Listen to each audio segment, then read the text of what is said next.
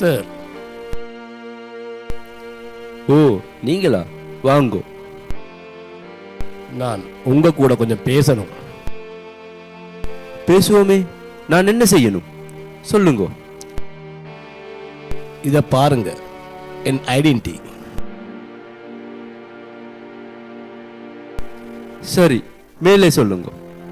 உங்க கல்விச்சங்கத்தோட பேஸ்புக் பேஜை பார்த்தேன். அதை நடத்துறது நீங்க தான் என்று தெரிஞ்சவுடன் உதவி செய்யணும் என்று தோணிச்சு. அதுதான் மாசம் 50,000 போட்டு வந்தேன் அக்கௌண்ட் நம்பருக்கு. அந்த இப்ராஹிம் நீங்களா? நம்பவே முடியலே. ஒரு காலத்துல முஆத் 6 வருஷ காலத்துக்கு சிறைக்கு போனானே, ஏன்? அடே, நீ அந்த இப்ராஹிமா? பாரு. ஏண்டா இந்த வேஷம்? இந்த ஊருக்கு வரணும் என்று தோணிச்சு என்றாலும் முஆது பயம் வந்துச்சு. 6 வருஷ சிறைச்சோறு, அதை அவன் மறந்திருக்க மாட்டானே.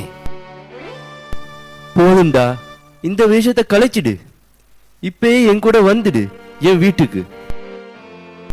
மூசீன், அப்ப ஆத்தோரத்துல முஆது காட்டு கசப்பு வலிச்சதுக்கு போஸ்டர் அடிச்ச கோவத்துல தானே மைக்கத்தியால் என்ன கீறினான். என்னமோ நான் இங்க வந்த அன்னைக்கே ஸ்கூல்ல செருப்படி பழக்க தோஷம் திரும்ப தோணிச்சு. ஆலின்ஷாவை வச்சு பூவொன்று புயலானது போஸ்டர் ஒட்ட வச்சேன். முஆது உசிப்பேத்துறதுக்கு அந்த போஸ்டர் இம்புட்டு தூரம் கதையை மாத்த முடியும் நான் நினைக்கல. இப்ப நடந்தது எல்லாம் நடந்து போச்சு. இப்ப முஆது ஹாஜியார் செல்லா காசு போல வீட்டுக்குள்ள கூட ஊரே சுவானா பக்கம் தொடங்கி வச்ச நீயே கதையை முடிச்சிடு. அது எப்படி?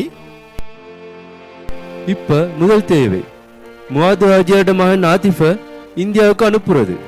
அதுக்கு நான் என்ன செய்யணும்? செய்ய வேண்டியது இதுதான். முதல்ல என் வீட்டுக்கு போய் நானும் நீயும் ஒன்னா இருந்து சாப்பிடணும். அதுக்கு பின்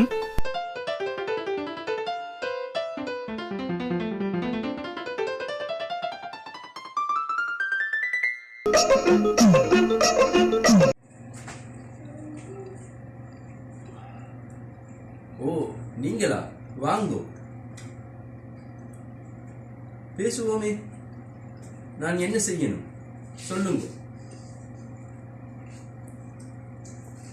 சரி, மேல சொல்லுங்க. அந்த இப்ராஹிமா?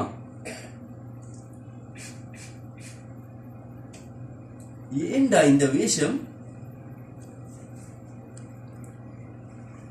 போதும்டா, இந்த வேஷத்தை கலைச்சிடு. இப்பயே என் கூட வந்துடு என் வீட்டுக்கு.